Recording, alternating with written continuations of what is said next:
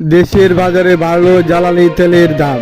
এর মধ্যে ডিজেল ও কেরোসিনের দাম 1 টাকা বাড়িয়ে 105 টাকা নির্ধারণ করা হয়েছে।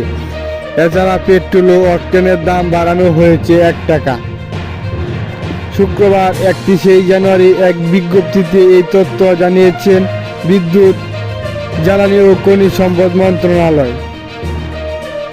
এই দাম আগামী 1 ফেব্রুয়ারি থেকে কার্যকর হবে। এতে বলা হয়, বিশ্ববাজারে জ্বালানি তেলের মূল্য হ্রাস বা বৃদ্ধির সঙ্গে সামঞ্জস্য রেখে সক্রিয় পদ্ধতিতে দেশের ভোক্তা পর্যায়ে প্রতি মাসে জ্বালানি তেলের মূল্য নির্ধারণ লক্ষ্যে প্রাইসিং ফর্মুলার আলোকে ফেব্রুয়ারি 2025 মাসের জন্য তুলনামূলক সাশ্রয়ী মূল্যে জ্বালানি তেল সরবরাহ নিশ্চিত করতে নতুন দাম নির্ধারণ করা হয়েছে।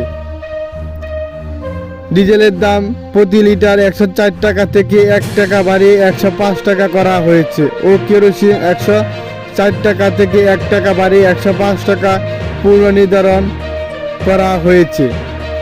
এছাড়া পেট্রোল ও অকটেনের দাম 1 টাকা বাড়ানো হয়েছে। পেট্রোল ও অকটেনের দাম যথাক্রমে নির্ধারণ করা হয়েছে 122 টাকা ও 126 টাকায়।